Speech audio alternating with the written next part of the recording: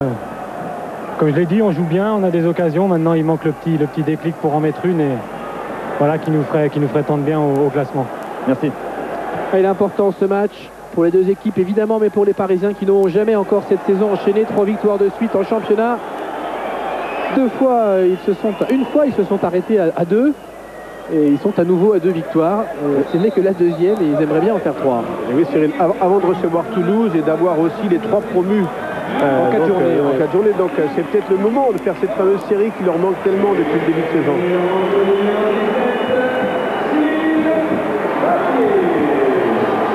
Un attaquant de plus côté Canet, même si Cyril Vattier a l'air de se poster à droite, poste qu'il a souvent occupé sous le maillot du Stade Malherbe. Ouais, en fait, il a pris la place de Dufer qui lui est passé dans l'axe à la place de Doroin. Ouais, donc on reste dans un dispositif malgré tout assez similaire. Yepes perd le ballon. Et la première balle ici pour Cyril Vattier. Il a levé la tête, Yepes est bien rattrapé et concède le corner. Oui, c'est intéressant de voir la position de Vattier parce que d'habitude il joue en couple avec Mazur devant, il joue les deux. Donc là, le dispositif reste le même avec Vattier dans un rôle un peu inhabituel. Il a joué à droite parfois, Cyril Vattier, notamment en Ligue 2 la saison dernière. Dufer au corner.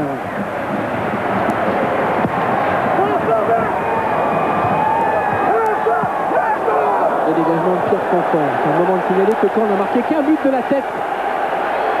Un seul but en tout sur corner et un seul but de la tête cette saison en championnat, c'était Dufer justement contre l'OM. Dufer qui frappe, mais là le ballon est sorti avant de re-rentrer. Oui, Caen est très faible, je crois, sur le coup de pied arrêté, mais ça vient aussi peut-être de la qualité des ballons qu'on donne. Il y a aussi du jeu de tête, mais il y a aussi la qualité de la passe. Philippe, vous nous confirmez que les stats canaises sur coup de pied arrêté sont parmi les plus basses du championnat. Je vous le confirme effectivement volontiers. Je vous confirme aussi la montée en puissance d'Armand dans la seconde période. On a vu beaucoup Mendy en première période, à la fois débordé et centré. En deuxième période, Armand joue quasi 2 fois plus de ballons que Mendy et c'est lui qui déborde et qui centre. Corridon avec Sana, 20 minutes de la fin. On va dire que ce résultat est plus favorable aux Canucks qu'aux Parisiens. Ce 0-0, Paoletta, compte tenu de la physionomie du match et des ambitions respectives, c'est clair que Jacques a une équipe qui est satisfaite et l'autre pas. C'est vrai. Mais c'est pas fini.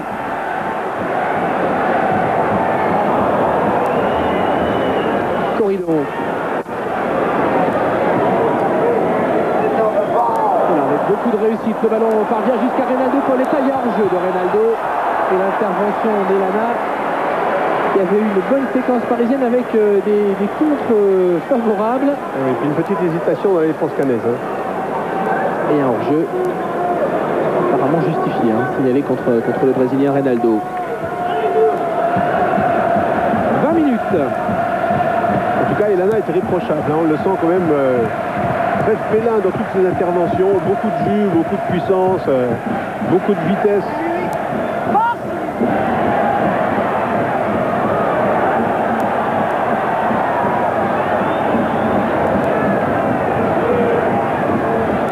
Faille qui a une grosse frappe, peut-être pas du pied droit, plutôt du gauche.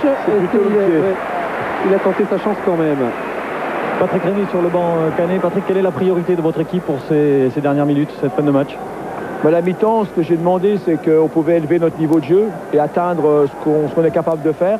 Et je pense qu'on est mieux en deuxième mi-temps. Enfin, c'est 25-26 minutes, on est mieux qu'en première mi-temps. On a un peu plus de jeu, on fait plus d'enchaînement.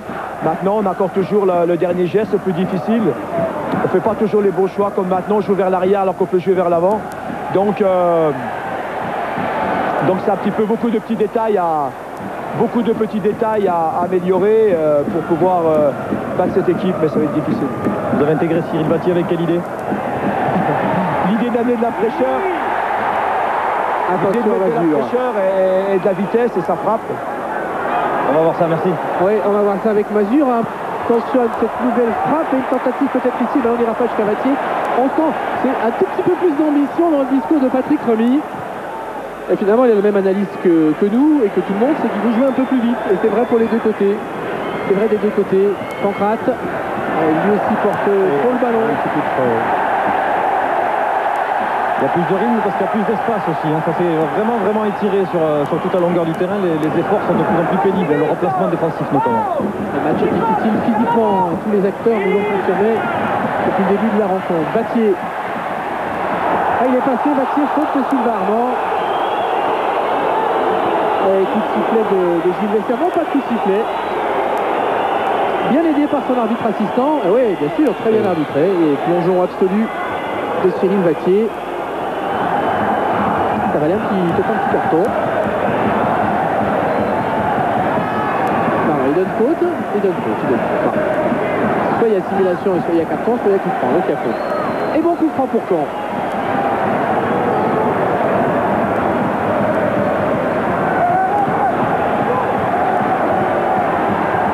Avec le pied gauche de Faille.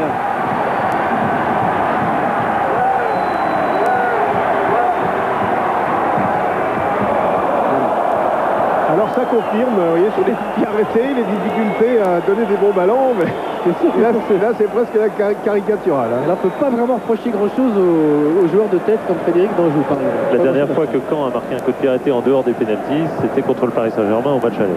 Oui, le but qu'on a revu dans l'avant-match de Hanspar. Ouais. Sur une combinaison sur corner. C'était la deuxième journée de championnat, c'est le seul jusqu'à ce jour en dehors des pénaltys.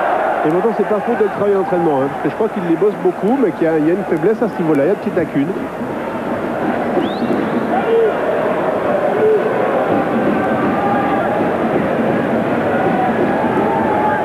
C'est l'an dernier le lance de Joël Muller avec tous ses grands gabarits qui étaient totalement inoffensifs sur coup de pied arrêté. Ça énervait beaucoup l'entraîneur des 100 et or.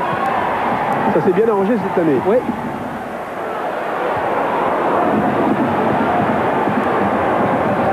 En tout cas, depuis quelques minutes, le match a un petit peu changé de sens.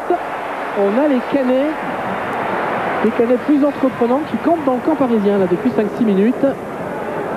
Et je pense, Cyril, c'est qu'on a la fatigue est là, donc on ferme moins bien les espaces. Il y a un peu plus de laisser aller, je dirais, dans le replacement défensif. À partir de là, ça permet aux deux équipes de s'exprimer davantage, et notamment au Canet, là, sur ces dernières minutes. Et apparemment, une mesure de prudence côté PSG. Quand on regarde la ligne moyenne de récupération, elle est à 25 mètres du but parisien, ce qui est très très bas, et c'est pas innocent, c'est certainement volontaire. Attention à Fabrice Pancrate, parce que là, il va vite. Centre de Pancrate. À nouveau capté par Steve Elana. Le dernier quart d'heure de ce match, toujours 0-0. Et bientôt sur le terrain, côté parisien, Daniel Duboya à la place de Paoletta. Et dans la foulée, certainement, Jimmy Hébert au milieu du terrain, côté Canet, à la place de Bacco. Corridon. Cissé. Armand.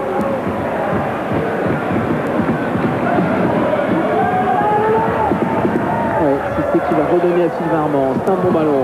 C'est un centre à venir. Ça file à nouveau devant le but d'Elana. Mazur. Appel de balle de Rénal Lemaître. Dans le dos de Bernard Mendy. Lemaître se retourne, revient sur son pied gauche. Renverse bien vers Voitier. Voilà un bon renversement. Crochet de Voitier. Retour de Yepes et intervention de Letizy. Là, on avait changé de côté. Et voilà, je pensais la même chose que vous, c'est-à-dire qu'il a fallu attendre la 76e minute pour avoir ce double renversement de jeu qui est tellement travaillé ici à Caen. Ça a failli payer. Armand. Reynaldo, bon déplacement de Reynaldo, de Pancrate à la limite du hors-jeu. Ah voilà, le soutien.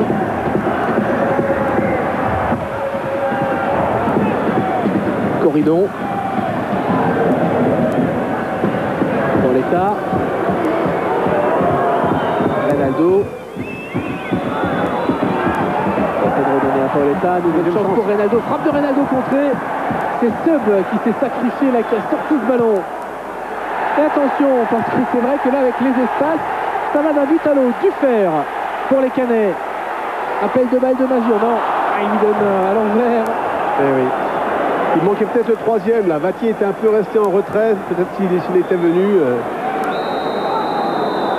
Et Gilles Vestiaire interrompt les débats, ça va permettre à Sub de récupérer et donc à Vaïd Aliosic d'effectuer son changement. Ouais. Ça fait mal, ça fait très mal.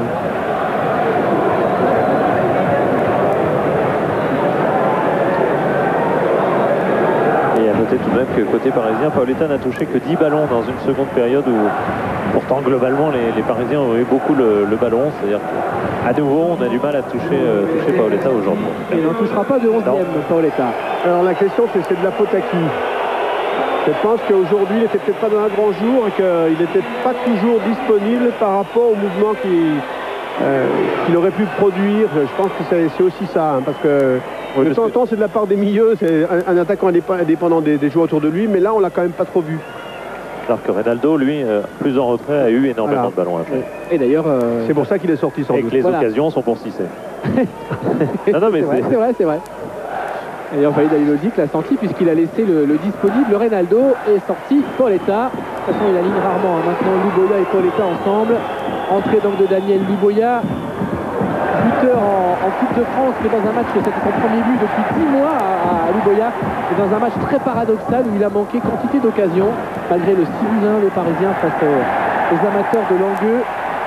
Et là encore une fois, un tout petit temps de jeu. Luboya un quart d'heure pour se montrer.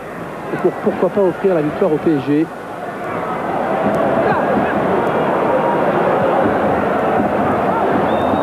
Faute. Il aimait bien les promus l'an passé. Oui. Luboya, il avait marqué au Mans, par exemple.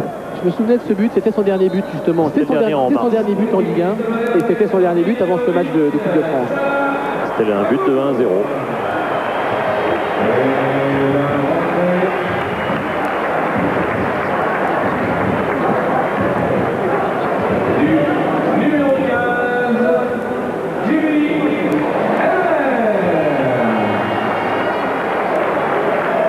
Allez, sortie de Bakour et entrée de l'ancien Jimmy Hébert.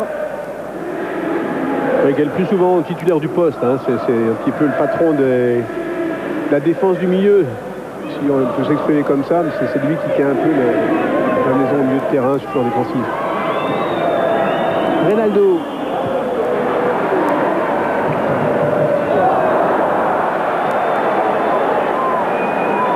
Armand.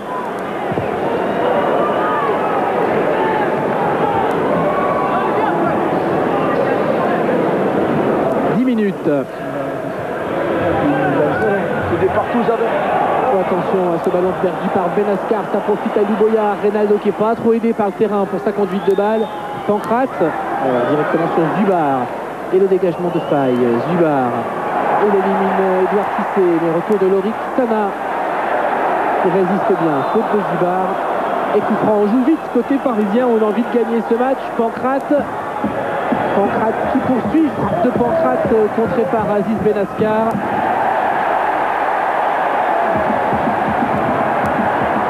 Mazur, oh quel ballon difficile et ça sort.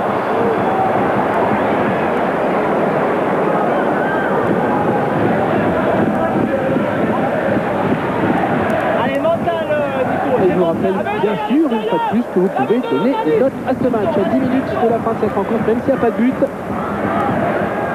Ça vaut le coup de voter aussi 116-16 pour délivrer votre verdict et nous dire sous forme chiffrée ce que vous avez pensé de cette rencontre. Note et un chiffre de 0 à 20, 616-16. En tout cas, ça ressemble de plus en plus à un match à élimination directe, à un match de coupe, notamment pour les Parisiens qui se pressent de tout jouer. Et un peu aussi un match de hockey sur glace, puisque les 7 tirs parisiens en seconde période, il y en a 5 qui ont été contrés par des espèces de voltigeurs qui sont allés se battre côté Canet pour défendre au devant du tir. Les défenseurs donc.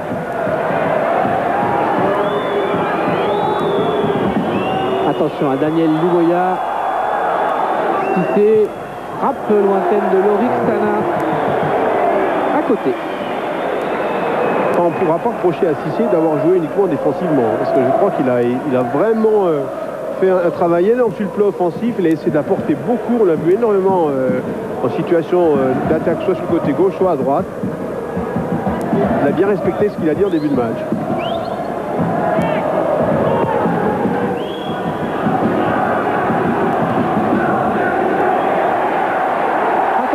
Parce qu'il est passé là, une possibilité, retour encore une fois de José-Pierre Fanfan et de Sylvain Armand dans les pieds de Dufer.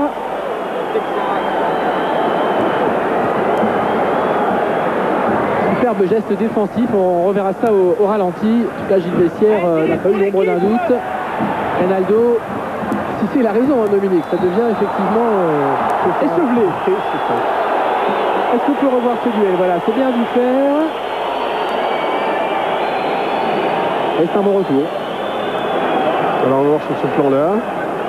Je pense que le ballon est touché aussi par Armand. Hein, mais s'il y avait eu que Pierre Fanfan, j'aurais été un peu plus dubitatif. On va dire qu'Armand, c'est lui qui écarte le danger. Tout à fait. Parce que Pierre Fanfan, c'est moins net finalement. C'est ça. Ouais.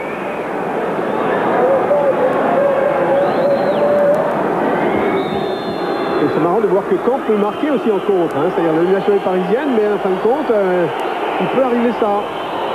Frappe de Armand. Et là, ça n'est pas touché. Sortie de but. Et encore un changement côté parisien, la sortie de Reynaldo, remplacé par Texera, qui fait ses premiers plans en championnat, me semble-t-il, cette saison. La frappe d'avant était très belle, très pure, mais à peine au-dessus.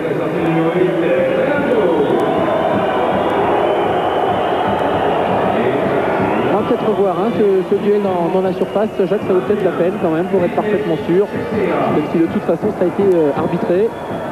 Entrée de Texera. Effectivement, 8 matchs en Ligue 1, mais c'était les saisons précédentes. Cette saison, il n'a joué aucune minute avec le Paris Saint-Germain, Texera. Buteur au bout de 4 minutes en Coupe de France pour cette titularisation surprise. Sur l'autre plan, j'ai le sentiment que c'est Armand qui dégage le ballon et que dans l'intervention de Pierre Fanfan, il accroche un petit peu les pieds du joueur, mais pour moi, il n'y a pas pénalty. Danjou. Un peu plus de 5 minutes.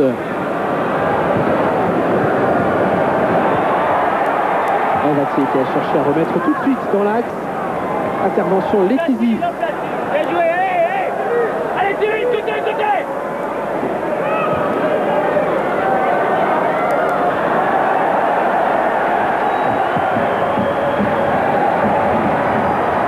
Attention à cette sortie de Lionel Letizy. C'est dommage que sur l'action précédente, on n'ait pas vu Corridon sur la gauche qui a fait une énorme course de 30 mètres, qui était tout seul et qui n'a pas reçu le ballon. Dufer, Mendy, très propre vers Lionel Letizy. Nouvelle relance vers Pancrate. Paoletta seul en pointe. Louboya seul en pointe pour la fin de ce match. Paoletta est sorti. Le voici sollicité. Paoletta, il a décroché. Du coup, il n'y a pas grand monde devant. Fabrice Pancrate peut-être ici. Torce le ballon, enfin empêche le ballon de sortir. Essaie de le redresser vers Texera et obtient un corner pour le Paris Saint-Germain. C'est toujours Danjou qui est là, qui est très sobre, qui a vraiment un excellent placement. Et des deux côtés, on cherche tellement vite devant que le reste de l'équipe a du mal à suivre. On se retrouve à attaquer à 2-3 maximum. C'est un match qui n'aura pas atteint des sommets techniques, mais qui aura été physiquement difficile, pourtant très correct, comme l'a souvent souligné Philippe Doucet.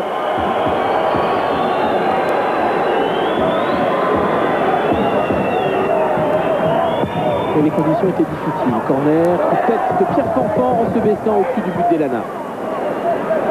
4 minutes encore.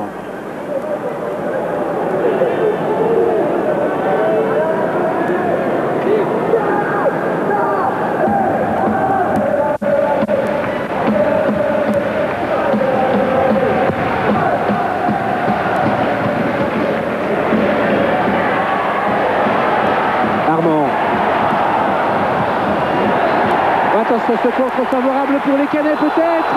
Et coup franc, faute de Bernard Mendy. Et très bon coup franc pour le Stade Malherbe juste à l'entrée de la surface. Mendy qui a rattrapé le coup là, mais qui a commis une faute sur Sébastien Mazur. Oui, la faute est nette. Hein. Ouais. Je prends les deux pieds. Et grosse possibilité canaise dans les dernières minutes de ce match. Avec un coup franc, alors qui peut frapper? Cyril Vattier. C'est lui qui a posé le ballon en tout cas, même s'ils sont 4 ou 5 autour. Voilà, c'est lui qui est en train de préparer le terrain. Ce sera lui, hein, ce sera lui. Et puis là, il a le pied de patte, il a l'adresse. Mais il est très près, c'est pas facile, hein, parce qu'avec le mur, c'est compliqué. C'est des fois plus facile d'être à peine plus loin. Maintenant, il y a l'option aussi de tirer en force à hauteur des têtes. En espérant que ça passe à travers le mur. On va voir ce qu'il va faire. En tout Vati en a mis une collection en Ligue 2 l'an dernier, devenant le meilleur buteur du club. Beaucoup avec des coups de pied arrêtés de cette sorte. Au-dessus, belle frappe quand même. Hein. Il a choisi la deuxième option dont vous parliez, Jacques. Ça, je crois que c'est difficile. Elle a été touchée. Et à cette distance, elle est touchée, ça se trouve, c'est difficile de travailler le ballon parce il ne peut pas retomber derrière le but, on est trop près. Touché par Lorixana.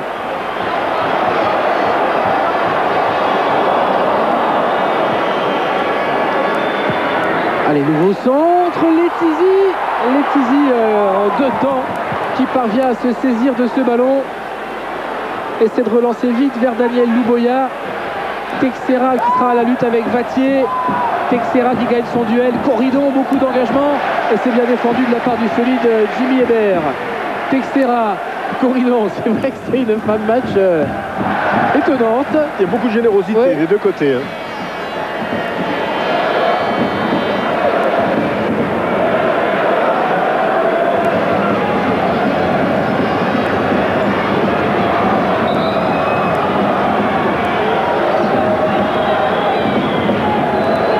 Armand, 1 minute 30 encore dans le temps réglementaire de ce match. Il y aura un petit peu de temps additionnel. Et on rendra l'antenne très vite parce que derrière ce sont les Guignols qui vous attendent. Les réactions à ce match bien sûr dans Jour de foot avec Stéphane à partir de 22h45. Et tous les autres matchs bien sûr de cette 20e journée. Texera dans la surface. Ballon bien protégé et sortie de but.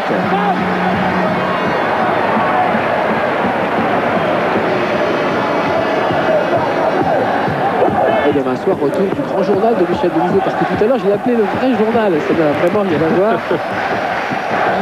Pardon, le grand journal, bien sûr, de retour demain, mais juste après, vos programmes habituels, hein, les Guignols, et 20h10 pétanque sur Canal. Demain, le grand journal. Et la suite de la Ligue 1 dans Jour de foot. En tout cas, Cyril, si le score en reste là, il y aura peut-être une petite déception du côté des Parisiens parce que je pense qu'ils avaient les moyens de gagner ce match. Ils étaient plus forts athlétiquement. Ils ont quand même eu une domination assez constante. Ils ont eu les meilleures occasions. Ils ont manqué peut-être, je dirais, de réalisme. Et aussi, de temps en temps, on fait les mauvais choix en portant trop le ballon sur un terrain très très difficile. Il fallait jouer autrement. Ils seront plus déçus que les Canets. Il y aura 3 minutes de temps additionnel à la fois pour la physionomie du match ou en fonction de la physionomie du match, puis aussi parce que leurs ambitions évidemment passaient sans doute leur tentative de remonter vers les places européennes. La 3e place a dit Francis Gras, une place européenne a dit Vaïd Halilodzic, mais passait plutôt par les 3 points ici quand même face aux promus. Ce sera le 4e match nul consécutif a priori des Parisiens face à un promu. Cette saison, Philippe, comme on n'aura pas beaucoup de temps tout à l'heure pour l'après-match, peut-être quelques mots sur le tableau de bord final, juste dans votre voix. Non mais juste pour souligner juste après cette action quand même, et ce déboulé de Sylvain Armand, parce que tout peut encore être mis en cause. Corridon. 2 minutes 30. Luboya qui n'aura pas cette balle. Armand reste sur le jeu parce que le ballon vit. Vatier. Appel de balle de Sébastien Mazur. Il n'avait pas grand chose d'autre à faire, Cyril Vatier. Et acrobatiquement, il tente de lui redonner. Philippe rapidement. Je ne sais pas si on va le compter en tir celui-là. Oui. Mais en tout cas, non, ce qui est intéressant, c'est l'impatience des Parisiens. On se rappelle ce chiffre. En première mi-temps, 5 occasions pour 6 tirs. En deuxième mi-temps, ils ont tiré beaucoup plus au but. Et ils se sont créés que 2 occasions de but. C'est-à-dire qu'ils ont sans doute, Jacques, été très impatients. Et dans l'impatience, ils ont fait des mauvais choix, semble-t-il. C'est vrai. Et aussi devant le but, c'était passé à très peu de choses. Rappelez-vous la tête de Cissé, il y a quand même eu des occasions assez nettes. Et je pense un peu de fébrilité aussi. Oui, les 2 occasions, c'est les 2 consécutives. Cissé de la tête et Paoletta de la tête ou du genou juste avant en 2 minutes. Mais en dehors de ce moment chaud, et ils ne sont pas créés tant d'occasions avec beaucoup de ballons pourtant. C'est vrai. Beaucoup de ballons à jouer. Et ils n'ont cadré aucun tir, me signale Philippe Delcourt, ce qui est quand même effectivement un handicap. Et récupération canaise, 1 minute 15, Texera qui réclamait une faute, il ne l'obtient pas. Et ça profite au Canet peut-être pour la balle de match. Avec ce dernier centre que va pouvoir dégager de la tête Mario Yepes. C'est pas fini, Vatier. Ça c'est un bon choix de jouer tout de suite. Une possibilité ici, Lionel Letizy qui est bien sorti. Quelle occasion pour Zubar encore une possibilité peut-être pour les Canets maintenant. Et il y a le feu dans la défense parisienne. Vattier, cette fois, c'est sorti. Mais Paris s'est fait très peur et Caen a cru à l'exploit dans cette dernière minute, Jacques. Quelle occasion! C'est sûr, parce que là, je crois que Patrick Remy va être catastrophé. Il pousse à peine trop son ballon et après, c'est terminé. Contre Toulouse, il y a eu la même chose, des duels face au gardien. Il a poussé à peine trop, le pauvre. Mais je pense que Letizy l'oblige bien à aller sur la Ça rappelle un peu Elana en première mi-temps sur Paoletta, sur la promptitude des gardiens. Ah, il y a un cri du cœur, Patrick Remy. Pourquoi tu ne feras pas tout de suite? C'était sa question. Évidemment. Vattier, Mazur, et il reste 15 secondes. C'est Caen qui finit le plus fort, qui aura bien fini ce match. Dernière chance peut-être. Coup de sifflet à l'avantage du Paris Saint-Germain. Pour une faute sur Yepes. On va vraisemblablement rester là puisqu'on a passé le cap des 3 minutes de temps additionnel. On va rester à ce 0-0 qui, on le rappelle encore une fois, fera sans doute plus la joie des Canets que des Parisiens de Vaidai-Lozic. Merci à Jacques Revoisier. Les images ici étaient de Jean-Paul Jaude. Tout de suite les Guignols et à 22h45 la suite de cette 20e journée avec Stéphane Guy.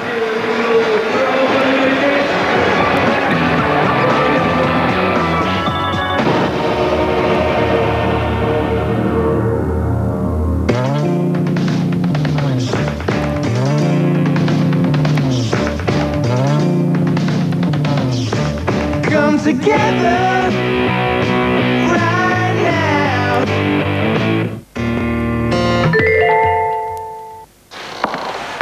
Miroir, miroir, dis-moi, qui sera la plus belle dans 20 ans? Mais quel crétin celui-là. Toujours pareil, hein. On me demande, on n'écoute pas. Et ben si on m'écoute pas, c'est pas la Plus de solutions, plus de sécurité, plus d'innovation. Retraite verte du Crédit Agricole, toujours plus verte. On imagine des enfants qui apprennent en s'amusant. Et un rêve devenir réalité. On imagine un patient entouré de nombreux spécialistes et des développeurs trouvant la prochaine grande idée. Chez Microsoft, votre potentiel nous inspire et nous créons des logiciels pour vous permettre de l'exprimer. Au même instant, dans le bureau de papa. À tout de suite, ma puce.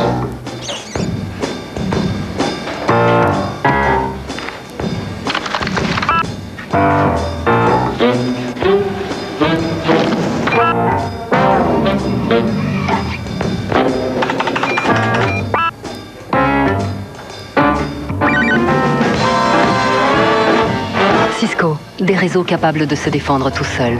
Cisco System, profitez du réseau, maintenant. Regardez, regardez les filles. Regardez, je fais la retraite verte. Faut reconnaître qu'elle l'a fait vachement bien. Ouais, mais t'es gentil là, c'est toi qui vas la chercher. Plus de solutions, plus de sécurité, plus d'innovation. Retraite verte du Crédit Agricole, toujours plus verte. Dis donc, sur une carte distante, j'ai vu qu'il y a 6 ou 7 endroits différents où il y a des symboles de trolls mangeurs d'hommes, tu vois. Alors, est-ce que c'est pour nous prévenir? J'en sais rien, moi. Je sais pas. Peut-être qu'ils ont mis ces symboles pour que les touristes viennent jusqu'ici et puis qu'ils se jettent en pâture aux trolls. Ouais. Je suis sûr qu'il y a beaucoup de traversées d'elfes sur la route, alors fais gaffe, hein.